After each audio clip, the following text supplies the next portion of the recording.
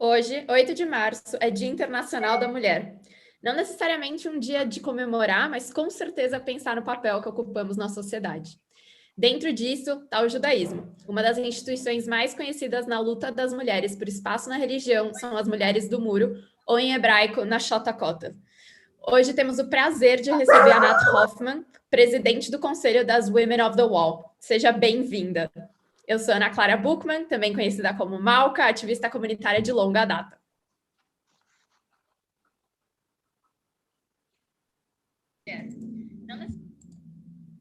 Gente, desculpa pequenos problemas do home office. Eu sou Anita Efraim, jornalista e fanática por futebol.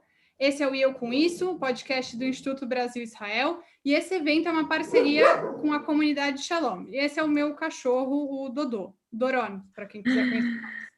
E esse é o nosso primeiro evento ao vivo e é um prazer ter vocês aqui com a gente.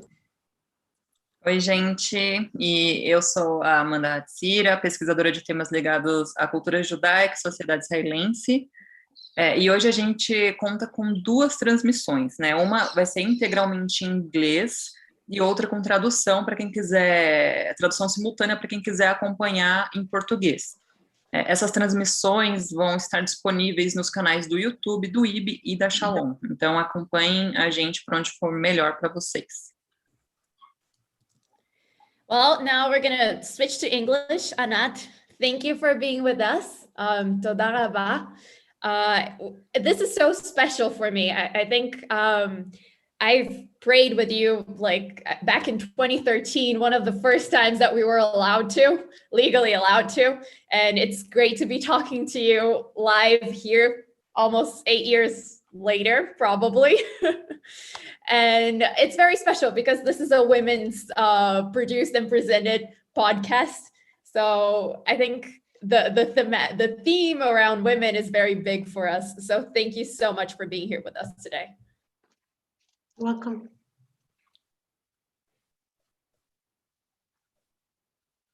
So who wants to start? We made up so many questions. The audience can bring their questions as well.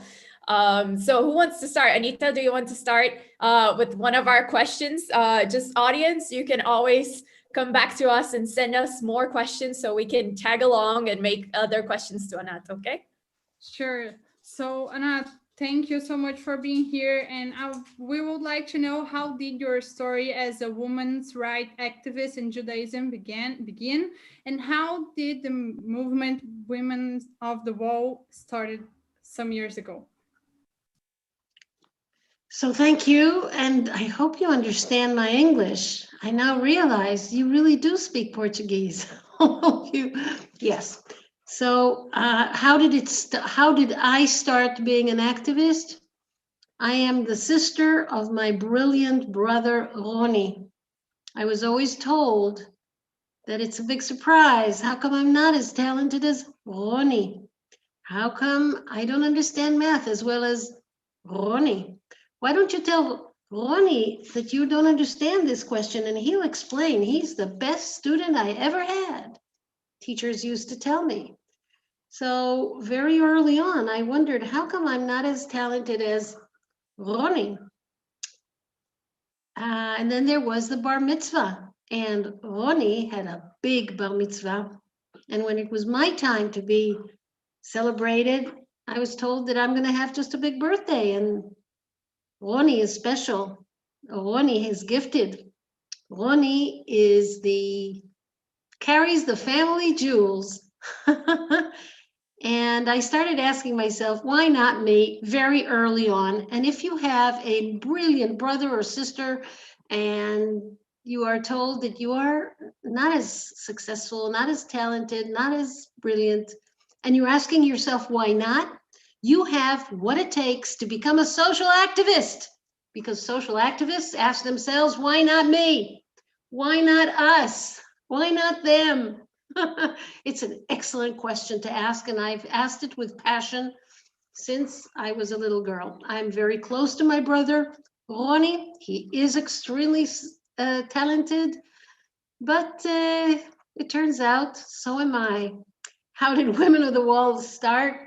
Sadly, I didn't realize the importance of this group I was attending a conference on the empowerment of Jewish women.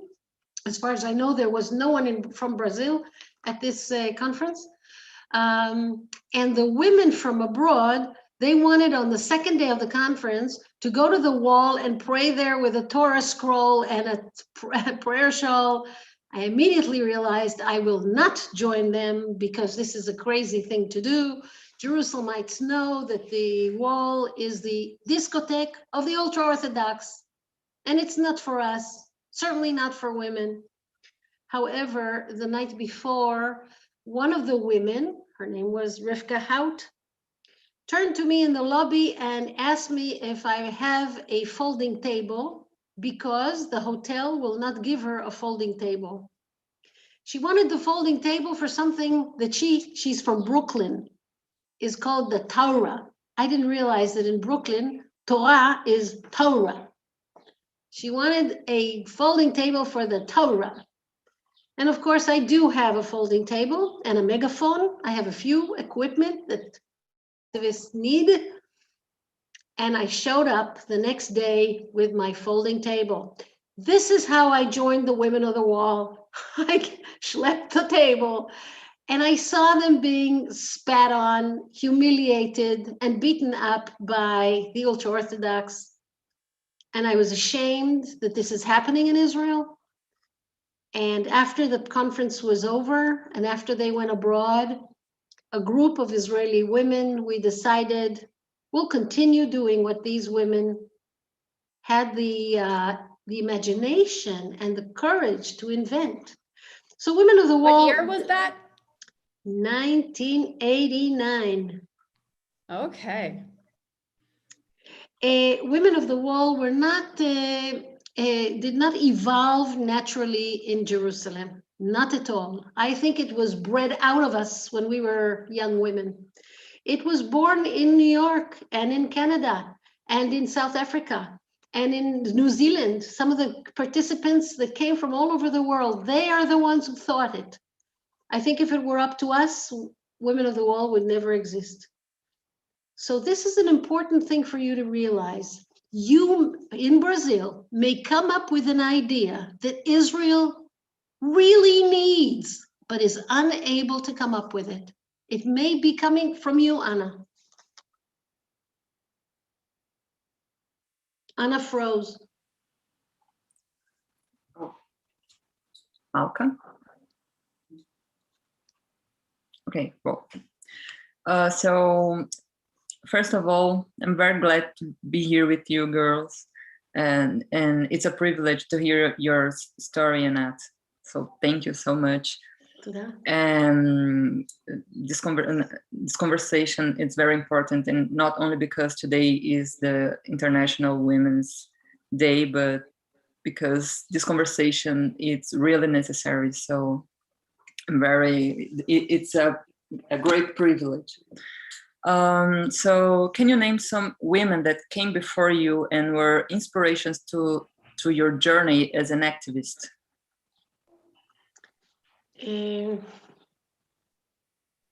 Look, it's a bit, for me personally, I did not have many women role models. Not really, not in the school and not in the army. Sadly, no.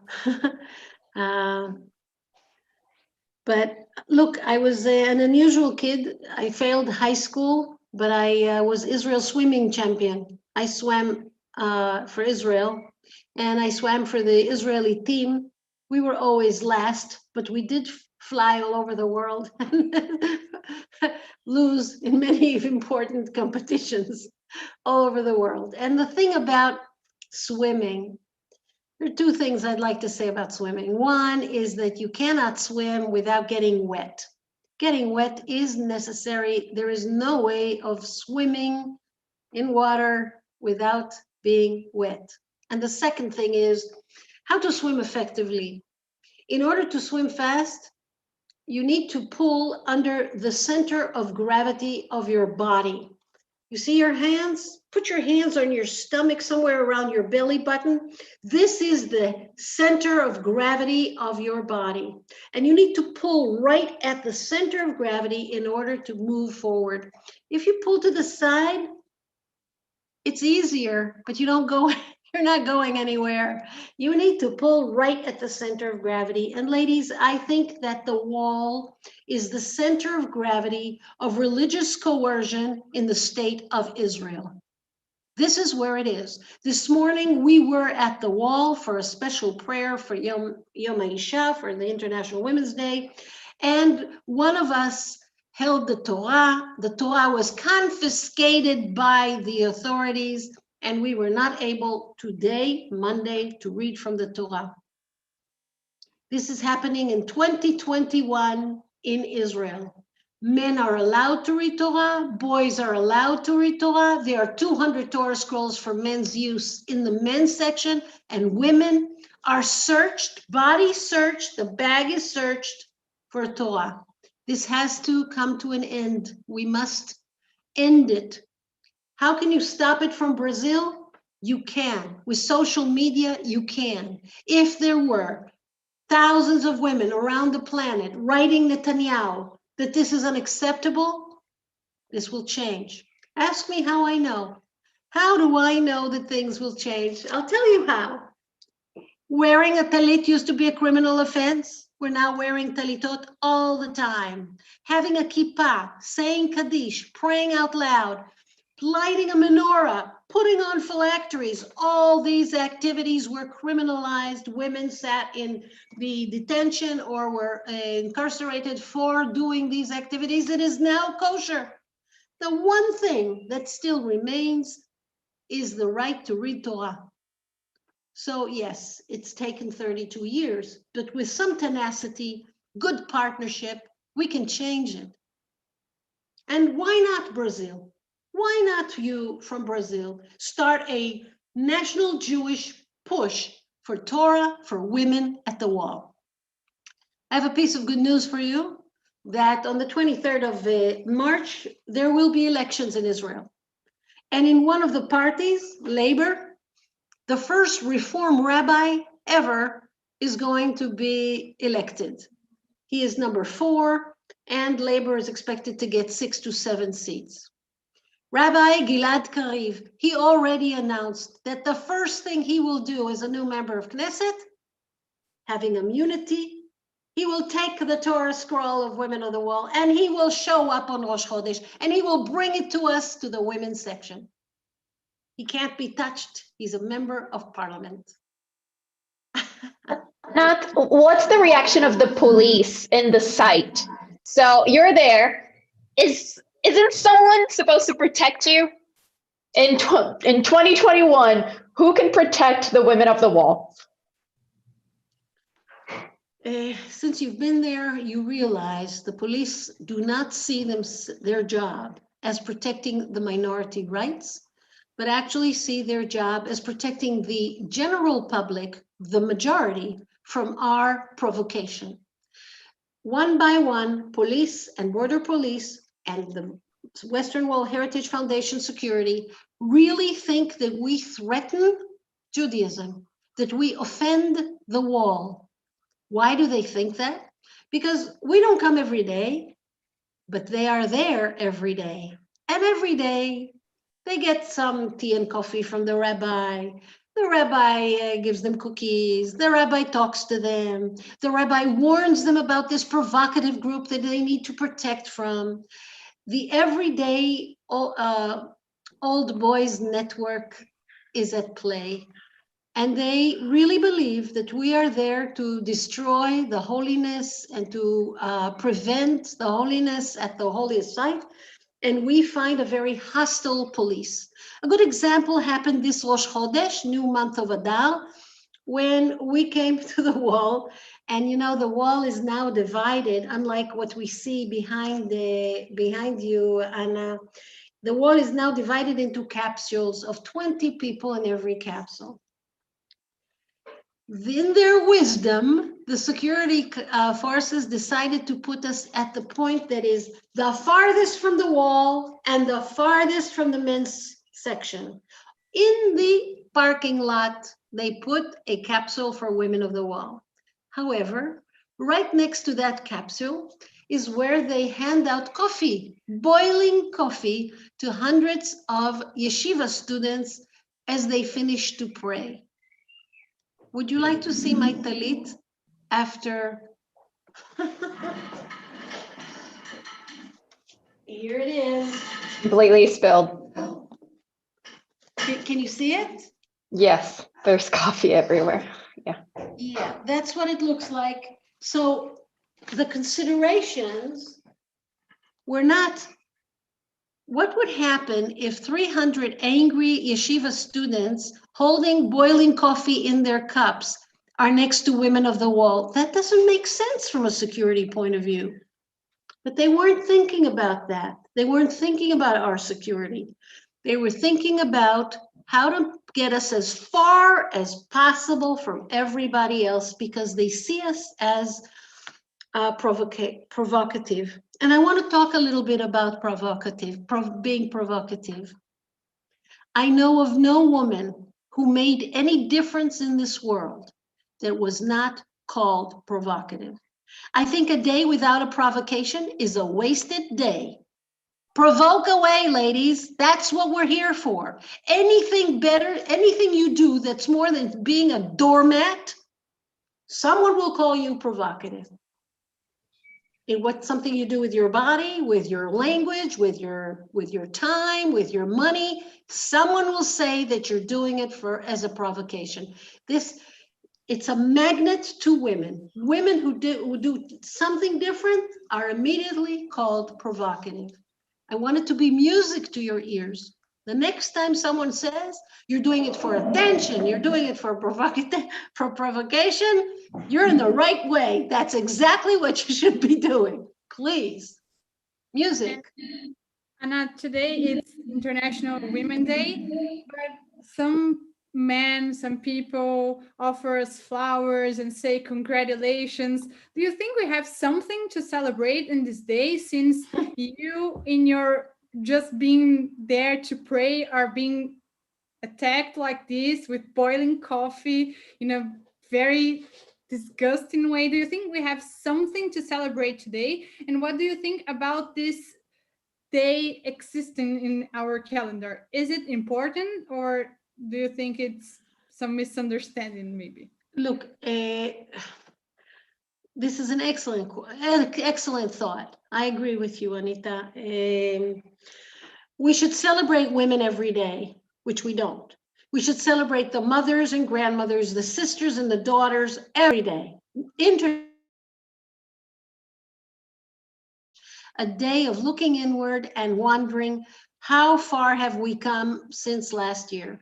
And in Israel, women get around 50% of what men get for the same job in the municipalities, in the banks, in the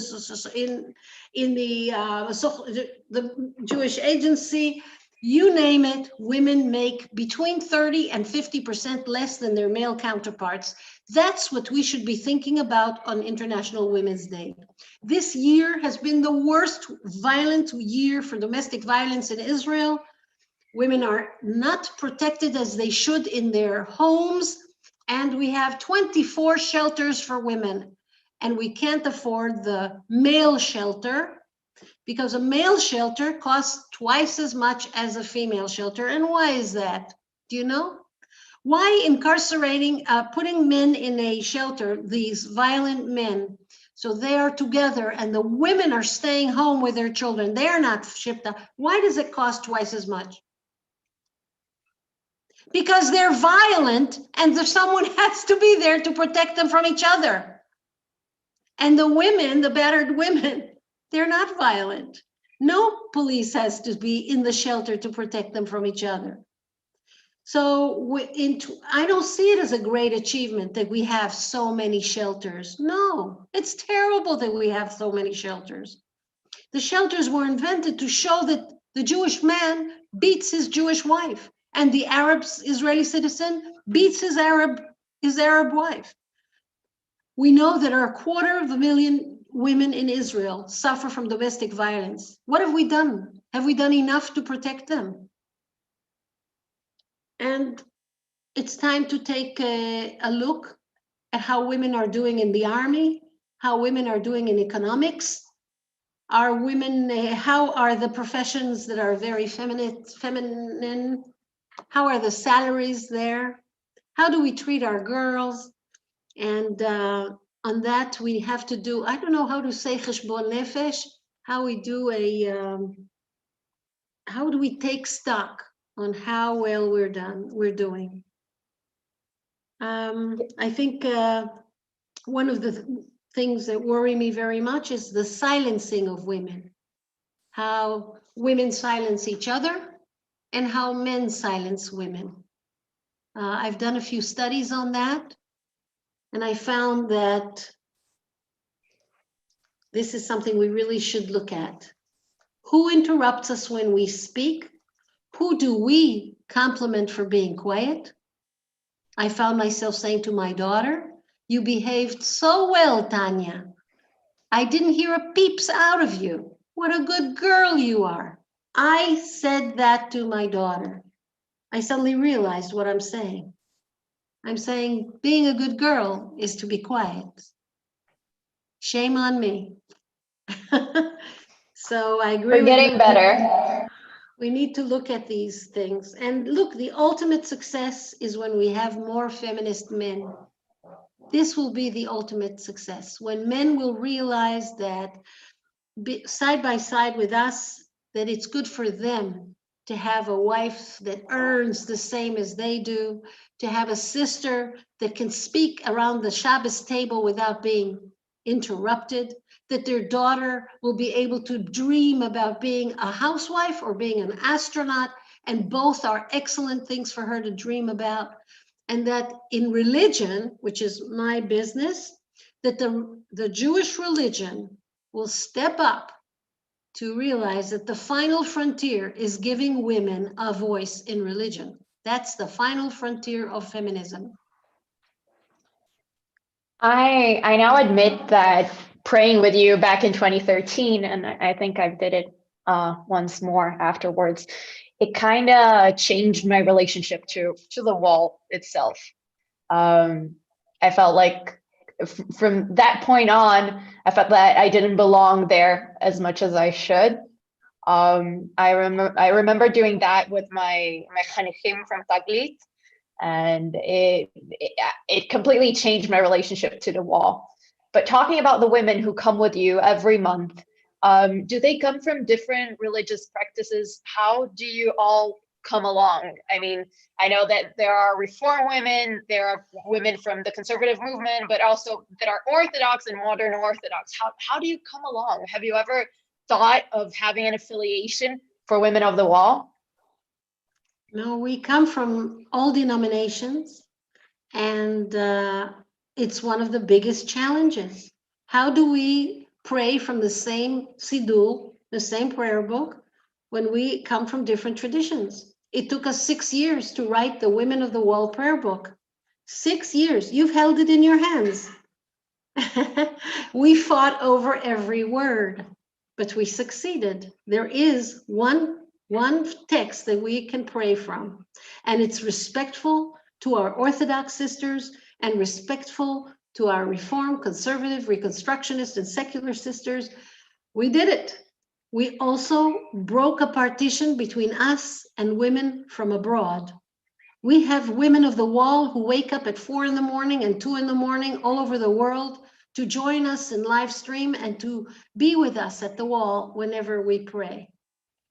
And recently, like in the last 5 years, we broke the partition between us and men. The first group of men that started coming to join us were the paratroopers that liberated the wall in the War of 1967. They are now in their 70s, and they say, we freed the wall from the Jordanians, but you're liberating the wall today. And the fact that you didn't feel at home at the wall breaks my heart. The wall should be a place that a woman like you, particularly when you come with a Taglit group, it should be a place that embraces you, a place that the diversity that your Portuguese is music. The fact that it became an ultra-Orthodox synagogue that rejects any change whatsoever is a shame on the secular government that gave the keys to the most zealot extremist group in Israel. The Orthodox are a large group, but the ultra-Orthodox are a minority group in Israel. They're a minority group around the world, and they were given keys to the Western Wall. I want you to know that recently the Rabbi of the Wall wrote a book, Hilchot HaKotel, the laws of the Kotel, and he, in over 600 and some odd pages, writes two things about women. One, if you're menstruating, don't touch the wall. Second, don't look at the Torah when it is raised in the men's section. You are not to look. You hear me? Keep your eyes down. Don't look at the Torah. Ladies, in a whole book, let me show you the book. Hang in there.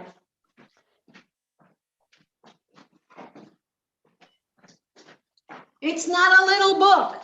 It's a huge book. Look how big it is. There's no picture of a woman in the whole book. And there are only two comments. One, don't touch, and two, don't look. This man has the keys to the holiest site of the Jewish people. Take away the keys. Take it back. He is to be fired. And why do I say that to you? Because I do believe that if you decide that this is something you want to do, it is possible that the message, redemption, will come from Brazil. I need a meshugane. I need a crazy person. I need someone who decides total commitment to ask herself every evening, what have I done today to make sure that the rabbi resigns?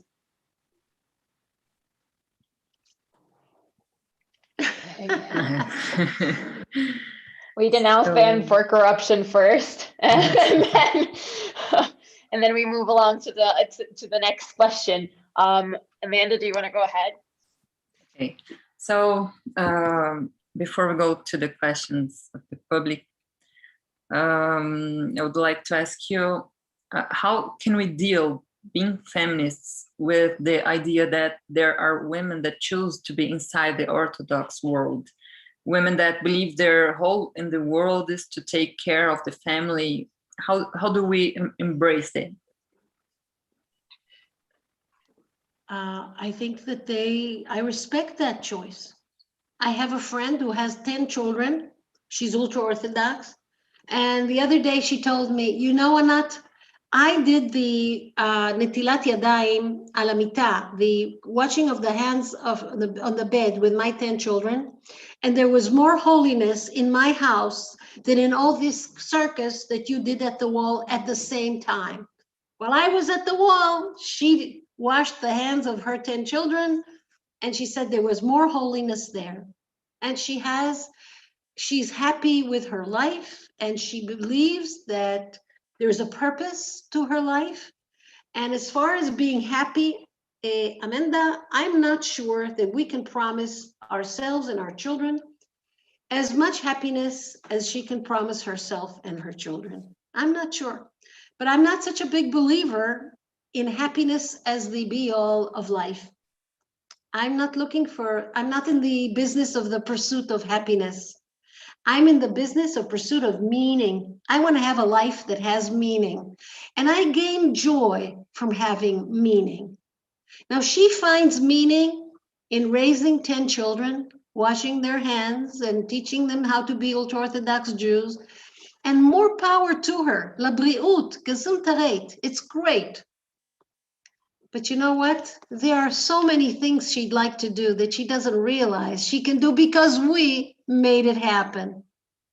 Yeah, she, for example, can now, she can vote. Feminists opened the door for that. There is now a group of ultra-Orthodox women who's pushing for women to be in the Knesset as ultra-Orthodox women. That Agudat Israel, Degel Torah, Shas will have women in the parties. Who got that idea into their heads? There are in Israel yeshivot for very Orthodox women who become, they're not ordained as rabbis, but they are becoming Talmidot Chachamim. Who do you think got that idea in their head? They drive a car. How's that? So much of what she can do is because we were trailblazers and opened the door. Would we live to see a female Orthodox rabbi? Absolutely. The rabbis are very nervous about the women in their midst. The Orthodox women are changing orthodoxy. You know, I wrote a few studies called Segregated for God's Sake on segregation in the public sphere as a result of religion. Who do you think gave me the material? Do you think I stand in line in Ramat Shlomo to find out that there was a segregation between men and women in giving gas masks before the war? Do you think I'm not there? They call me. They call us. Many of them call us. And you know what they say on the phone? Baruch Hashem sheyesh reformim. Thank God there are reforms. Liberate us from our rabbis. They are radical ladies. And in Women of the Wall, the Orthodox faction is the most radical part of our board. Orthodox women are changing, and the rabbis are very nervous about it. And this is why you sit in the back of the bus. You don't talk on the radio. You're not going to get a prize. You're not able to sit next to me on the plane. All this obsession with modesty is a way to keep a woman in her place, because the rabbis, and rightfully so, are nervous about what's happening to Orthodox women. And also, Anat, I think a way of keeping us apart is that men, they like to put women against each other because they know that together we are stronger. So they are very afraid of it, don't you think? Repeat what you said, because I didn't understand. They don't want women to gain together? No, they don't. Like much men, they don't want women to get together, to be friends, to have relationships, like deep relationships, because they are afraid, because together we are stronger. Okay. Your rabbi wrote something, but he wrote it in Portuguese. We're doing a question. I think Malka is going to. Oh, okay. Unmute. Okay, so Miriam asked about the latest achievement in the IRAC, the Reform and Conservative Converts recognized in the Law of Return. Oh, that was last week. And we wanted to talk to you a little bit about that. And also, what's your relationship to the Jewish Agency at this moment? How is it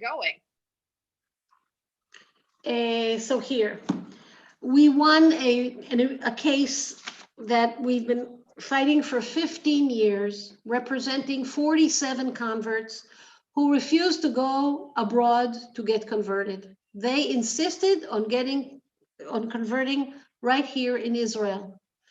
For a very long time, the government stated that they cannot recognize Reform and Conservative conversions because they can only recognize the official schools that are ratified by the Chief Rabbanut, that are part of the Chief Rabbanut.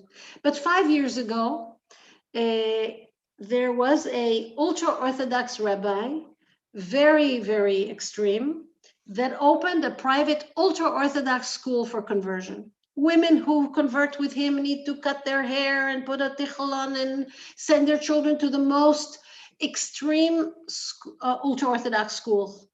Rabbi Karelitz was recognized by the Chief Rabbanut as a private institution of conversion. This is, how does that affect the reform? We are absolutely different from him. He is very zealot and extreme. We are much more liberal. And yet, from a legal perspective, he opened the door for us. How? Because the minute the Rabbanut was willing to accept that there is a private school for conversion, we are a private school for conversion, same as him. The fact that he's ultra-Orthodox and we're Reform doesn't matter. From a legal perspective, he opened the door for us. And so the Supreme Court, in a unanimous decision, recognized our 47 converts, and we are celebrating. Of course, there is a backlash, and there are now some terrible things said about the reform, but 47 plaintiffs who waited 15 years are now Israeli citizens. And in fact, our rabbis are getting quite a few calls from people who want to convert. That's amazing. And what about the Jewish agency? How's it going? I mean, the last time I heard there was a plan for the wall that was Nathan Sharansky like a long time ago. How's that going? The Jewish agency under Yitzhak Herzog is a very different Jewish agency than the one under Sharansky. And that makes absolutely no sense, because Sharansky is married to an Orthodox woman and he is a right-wing. He did more for Women of the Wall. He had integrity and strength, and he supported us in so many ways. And Bougie Herzog, who is from the labor and supposedly more to our side and supposedly a liberal, has not been like that at all. For example, Pesach Yeshurun, one of the leaders of the Jewish agency, wrote up this morning about our prayer at the wall. He wrote the worst stuff. When Herzog is silent, is not saying a word about it. Very disappointing. So I'm not happy with the Jewish agency. And of course, I will be, once we finish this podcast, I will write a flaming letter to Bougie Herzog with copies to the press telling him that his voice should be heard when someone attacks the Women of the Wall.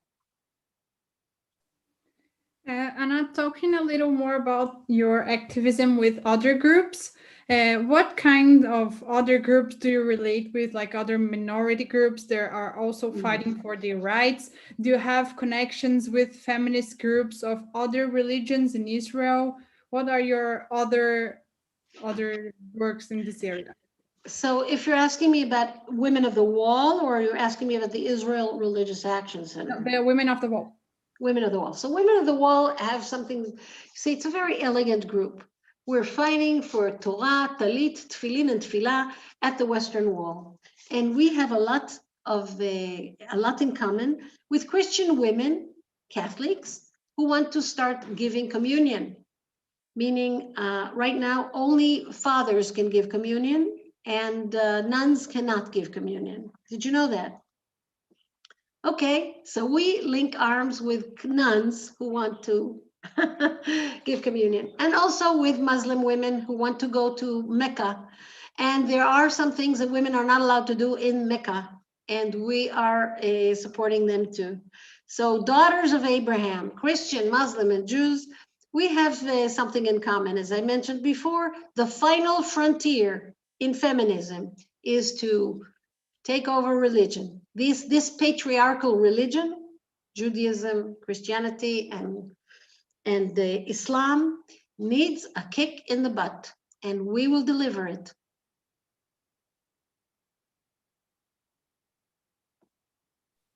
Very nice. And Anat, and still about the group, does the group also get together at other moments to study feminist theory or Judaism, for example?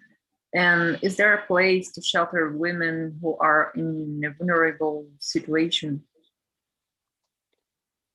This is, look, it's a wonderful initiative. What you're saying is a wonderful initiative, but we are very focused on our 3 T's: Tefillah, Talit, Torah, and Tefillin.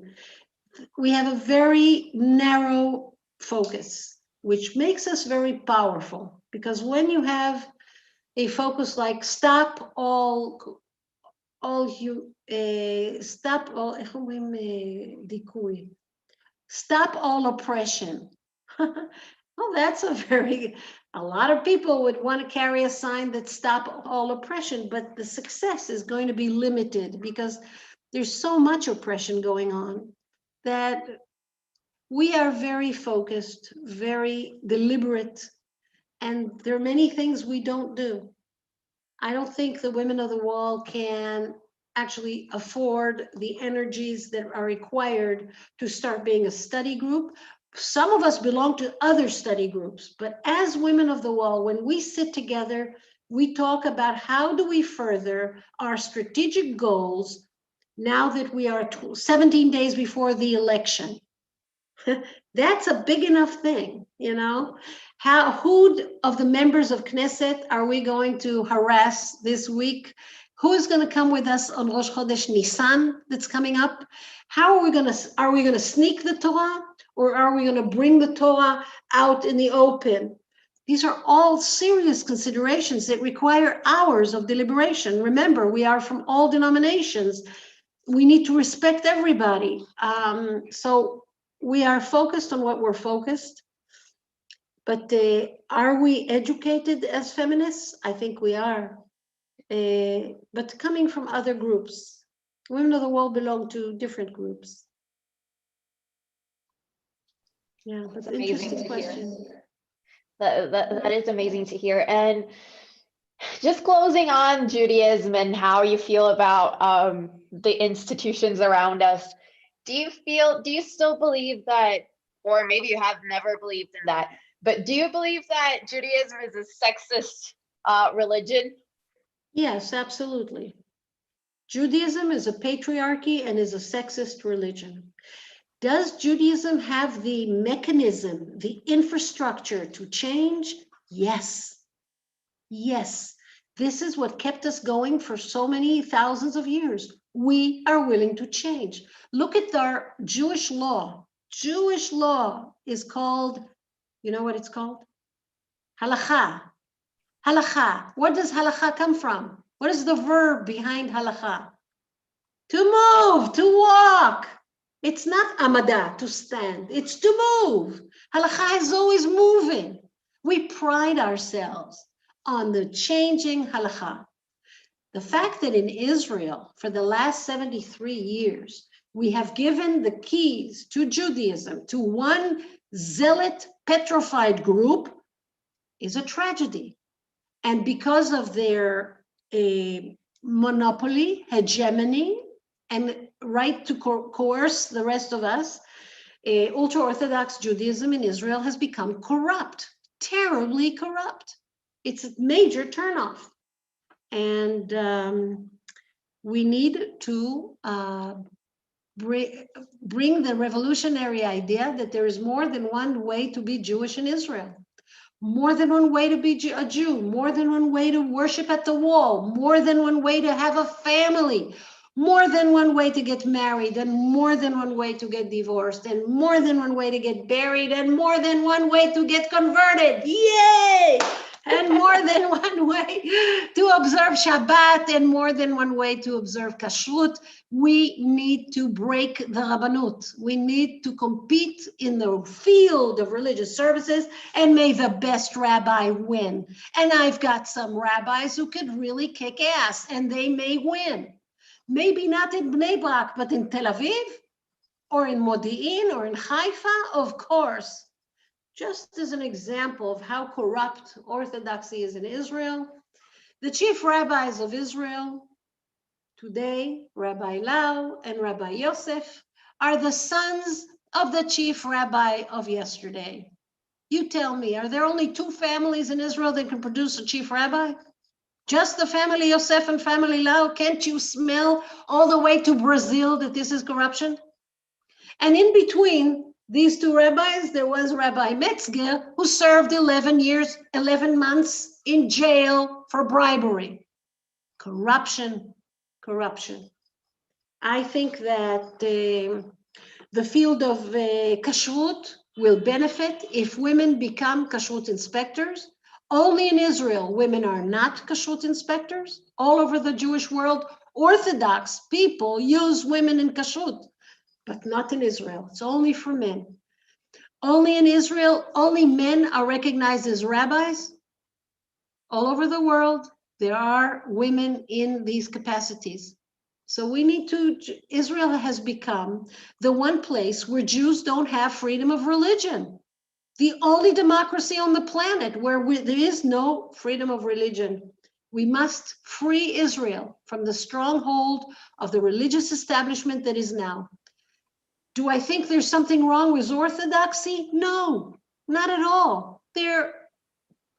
Nothing is wrong with orthodoxy. If Reform Jews were given such a monopoly and such a way of suffocating all of Israelis, I'm sure we would be as corrupt. It is the monopoly that corrupts absolutely. And what we need is to stop the monopoly. Anat, looking to the future, do you think that this new generation of women that are being raised in feminism, they can make a huge difference in this scenario that we experience inside Judaism? Of course, and particularly Orthodox women. I think the bravest feminists I know are Orthodox women. And they are changing orthodoxy from within. And as I mentioned, the rabbis are extremely worried, and rightfully so. They're worried about a woman like Aliza Bloch, who is the mayor of Beit Shemesh. She's an Orthodox woman, and it is with the power of women that she became the mayor of Beit Shemesh. Beit Shemesh is the hub of religious coercion in Israel, and there she is, a woman mayor, and it's the power of women that got her where she is. Is she doing everything I would like? No. Do I like the pace in which she changes stuff? No, she's very slow. But is she a harbinger of wonderful news? Yes, absolutely yes. She's leading somewhere. And it's just a matter of time before we will see women in the Knesset, in the ultra-Orthodox parties. We already see their leadership banging on at the door. Rabbis will not be able to keep them in their place for a long time. Just I forgot to say, this was a question that Marita Nielsen sent us. So if anyone has questions, we're near to our end, but you can still send us some questions to Anat Hoffman that is with us today. Okay, Anat, another question, just because we're always talking about elections in our podcast.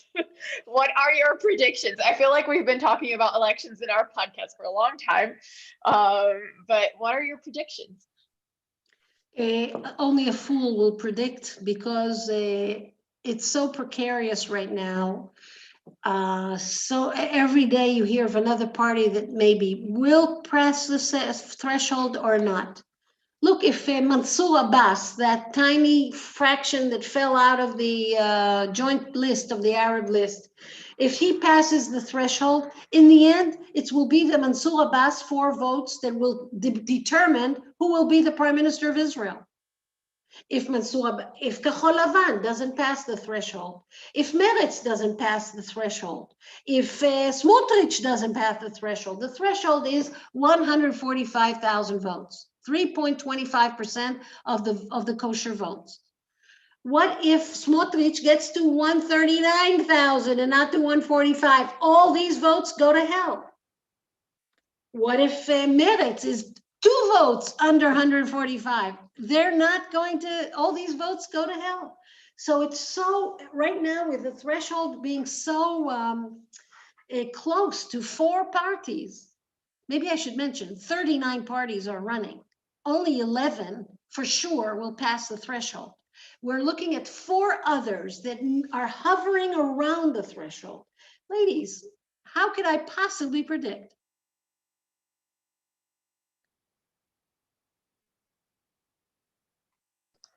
Okay, so we're closing to an end, and so Anat, how can we relate feminism and the concept of Tikun Olam, or fixing the world, to all this?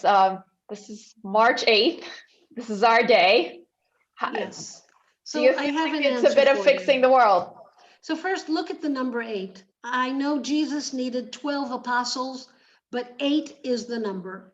8 women can change the world. If you are 8 women and you decide that having a Torah at the women's section is something that you want to achieve in 2021, you can do it. It is possible. We will help you from Jerusalem. But the fact that you are from Brazil and you care and you're starting a world push towards it, it's possible. Second, Israel is way too important to be left only to Israelis. It is very important that you take part. It is crucial. Israel is in a democratic crisis, and this affects you, and this reflects on you, and will give you meaning to your life, and fun, and joy. The 8 of you will have a wonderful time sitting together and coming up with an idea. What are we doing to help women of the wall to get a Torah, to be able to read and say yes to girls who want to have a bat mitzvah? Finally, I think women of the wall are unsafe. I think it may end with bloodshed. And I want you to think, the 8 of you, what are you going to do if there is bloodshed at the wall this next Rosh Chodesh? What will you do? Where is the Israeli consulate or embassy in Brazil? How are you going to make a nuisance out of yourselves? How are you going to go there and stop traffic and come with a Torah scroll and with girls and say that this is impossible and unacceptable?